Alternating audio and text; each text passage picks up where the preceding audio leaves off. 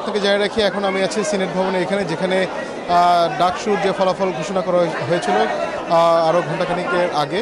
এখানে এখানে আপনি দেখতে পাচ্ছেন আনুষ্ঠানিকভাবে যে ডাকসুর যে কেন্দ্রীয় সংসদ নির্বাচনের ভিপি জিএস এজিএস পদে ছাত্র শিবির সমর্থিত যে প্যানেল রয়েছে, সেই প্যানেলের তিনজনই যে হ্যাভি যে প্রার্থী ছিলেন সেই তিনজনই বিজয়ী হয়েছেন এবং তারা কিছুক্ষণের মধ্যে আনুষ্ঠানিকভাবে তাদের প্রতিক্রিয়া জানাবেন।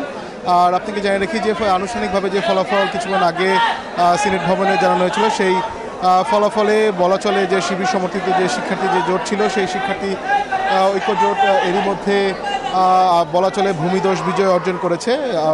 প্রাথমিকভাবে আমরা জানতে পেরেছি যে কেন্দ্রীয় সংসদ ডাকসুর যে কেন্দ্রীয় 28টি পদ রয়েছে, সেই 28টি পদের মধ্যে 24টিতেই তারা বিজয় অর্জন করেছেন এবং তারা বিপুল ব্যবধানে বলা চলে যে প্রতিটা পদেই তারা বিজয় অর্জন করেছেন। আর যদি ক্যাম্পাসের পরিস্থিতি একটু বলতে চাই, কিছুক্ষণ আগে আমরা ডাকসু বা মধুর ক্যান্টিন সহ আশপাশের বিভিন্ন এলাকায় ঘুরে দেখেছি। এখন পুরো ক্যাম্পাসের পরিস্থিতি এখন কিছুটা নীরব। পুরো ক্যাম্পাসে এখন তেমন কোনো সমাগম আমরা দেখতে পাইনি। তবে ছাত্রদলের বিষয়ে যেটি জানতে চাইলেন যে এই নির্বাচনের আর যে ফলাফল এরই মধ্যে তারা প্রত্যাখ্যান করেছেন। তবে এই ক্ষেত্রে তাদের কাছ থেকে এখন যেহেতু ফলাফল ঘোষণা হয়েছে, পরবর্তীতে এখন পর্যন্ত তাদের কাছ থেকে কোনো ধরনের প্রতিক্রিয়া পাওয়া যায়নি।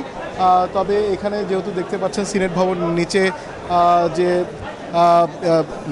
নবনির্বাচিত ভিপি সাদেক কায়েম, জিএস এস এম ফরহাদ এবং এজিএস মহিউদ্দিন তারা এখানে উপস্থিত রয়েছেন এবং আনুষ্ঠানিকভাবে তারা তাদের প্রতিক্রিয়া দেওয়ার জন্য প্রস্তুত রয়েছেন। যারা ভিপি এবং জিএস এজিএস যারা নির্বাচিত হয়েছেন, তাদের তাৎক্ষণিক ফলাফল ঘোষণার পর তারা তাৎক্ষণিক প্রতিক্রিয়া গণমাধ্যমের সামনে কিছুক্ষণ আগে উপস্থাপন করেছেন। তারা একটি মেসেজ দিতে চেয়েছেন এই বার্তার মাধ্যমে।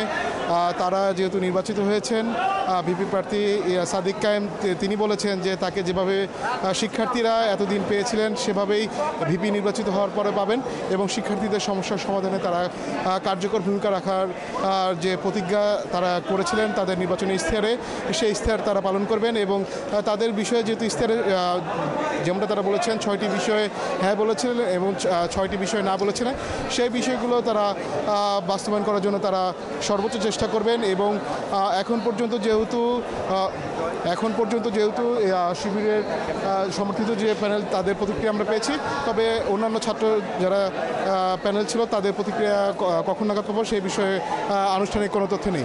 যে এই ছিল আমার কাছে সিনেট ভবন থেকে সর্বশেষ।